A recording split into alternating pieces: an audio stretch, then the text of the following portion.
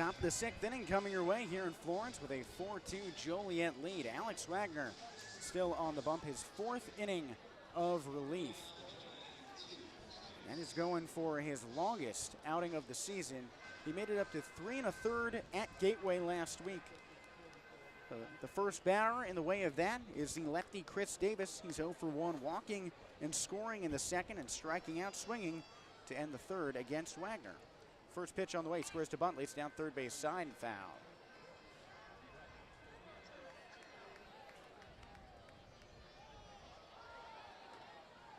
Wagner is in Florence for his 3rd year.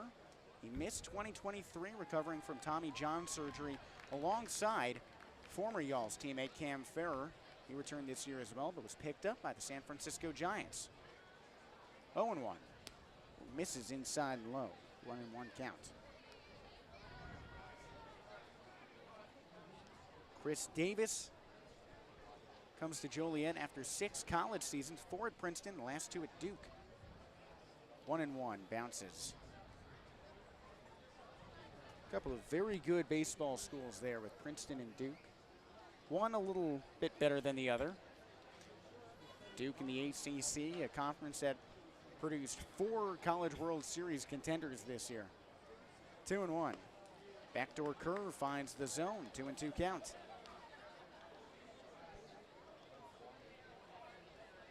The Y'all's infield shifted lightly over towards the first base side. There's a big gap up the middle.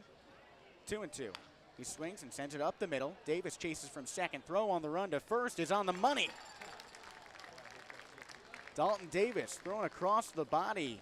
Gets out number 1, and that ties Wagner's longest relief appearance of the season at 3 1/3.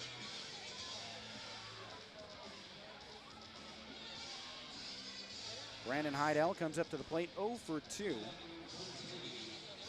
Now, we had Marty Brenneman in the stadium last night, the Reds Hall of Fame broadcaster, and that got us thinking about legendary broadcasters. As the first pitch comes into the righty Heidel, he waits on a fastball low and inside for ball 1. And the great Padres broadcaster Jerry Coleman, for a play like that Dalton Davis just made, he would say you can hang a star on that one. 1-0 count. Wagner from the stretch, swinging a high pop-up in front of the plate. Wagner calls for it in front of the mound. Called off by Davis at second. Fuentes surges in and misses it. The ball's on the ground. Nobody's covering second. Heidel rounds but stays at first. That ball hung up there for ages. Wagner was right under it, but you don't want the pitcher going for the ball. So he cleared out the second somebody else called him off. But nobody should have called him off. Everyone should have called him off. The pitcher doesn't catch it, but it probably should have been Zade Richardson, who didn't really move on that one to go get that. And then it should have been anyone probably but Fuentes coming in on the right side of the field. That brings up Andrew Fernandez. First pitch to the lefty. He sends it foul off to the left side. There is some action in the Y'all's bullpen, as there is in the Joliet side. There's a righty warming up for Florence. Unclear who it is from all the way back here. Same goes for Joliet. The pitch, he swings and sends one shallow into right field, down for a hit. Heidel jogs into second base and holds there. Runners on first and second for Joliet. Their 8 and 9 hitters get it done with some bloop hits.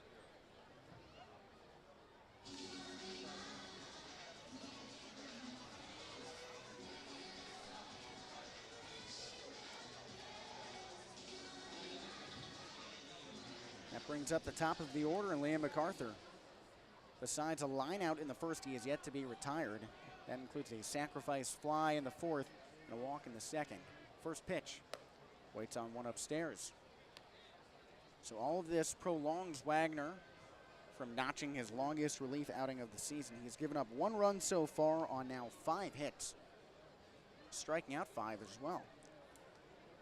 Stairs at second, now is 1-0. MacArthur swings and rocks it in on right field on the ground. Reeves has it at his ankles. Green light at third. He lobs a long throw home and offline. That escapes to the backstop. The run scores. It's 5-2 Joliet. Runners move into second and third. If Reeves puts that ball anywhere close to home, that's probably an out. But he missed Zade Richardson about 10 feet up the line and over his head. That is a hit. That is a tough throw to make. But wow, he could have had him.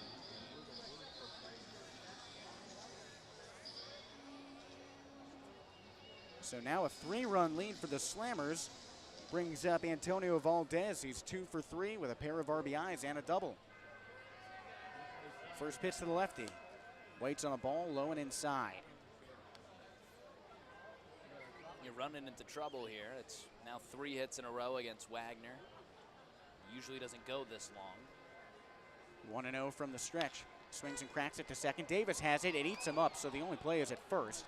He makes the play there. 6-2 Joliet as the run comes home. MacArthur moves over to third. So Wagner has his longest outing of 2024 of 3 2/3, but at the cost of a couple runs.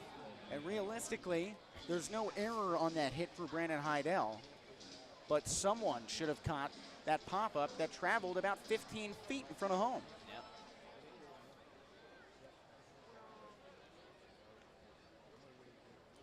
That brings up Matthew Workington. First pitch to the big right, he sends a spiral into shallow right field. Reeves chases in, and he makes the catch on the run. The All's defense faces a tough challenge with very small hits from Joliet. They tag on 2. Moving on to the bottom of the 6th inning, the Alls have the 6, 7, 8.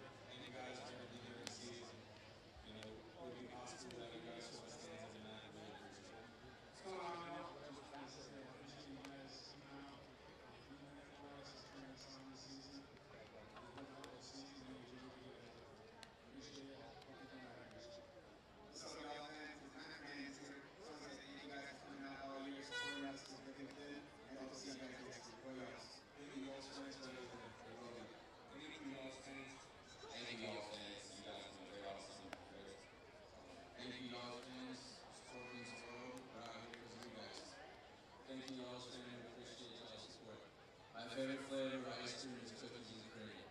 Thank you to the fans of the Florence shows. Appreciate you. Thank you, y'all, fans. So, guys, I just want to say, appreciate you guys. I'll support you guys this season. Thank you. Thank you, y'all, fans, for your support. We really appreciate it. We look forward to seeing you next year.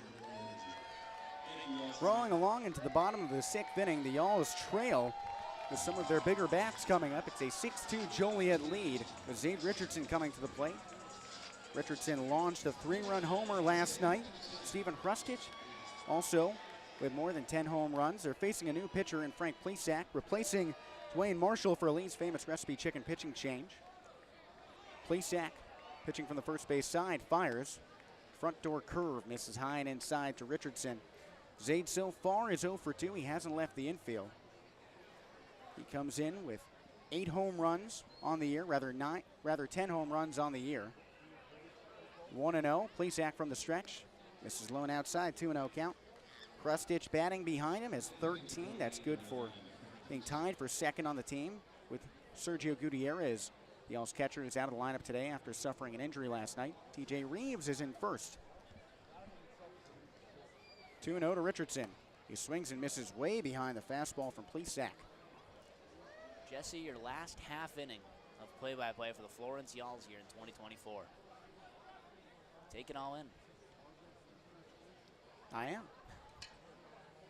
Richardson has set some records this season. He's tied for the most grand slams in a season in the Frontier League at 3.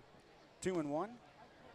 Misses on the front half, 3-1 count. Of course, with the bases empty as the leadoff man, no chance for a Grandy here. He bats .283 out of the leadoff role. He does have a pair of leadoff home runs. Plesac settles in, tan glove in front of his eyes. The righty fires, swinging a high pop fly behind shortstop, tracking back Fernandez. Shadowed in left field by Davis, but Fernandez comes up with the catch, and there's one away here in the bottom of the 6th inning.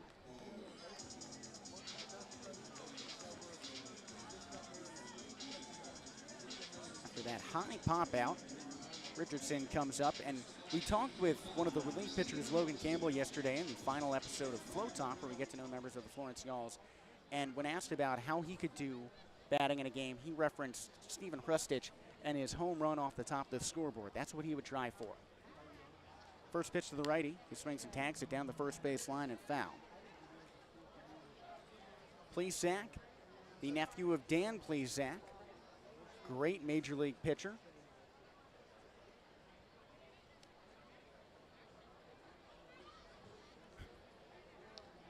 Frank, a native to Crown Point, Indiana. 23 years old. Hrustich calls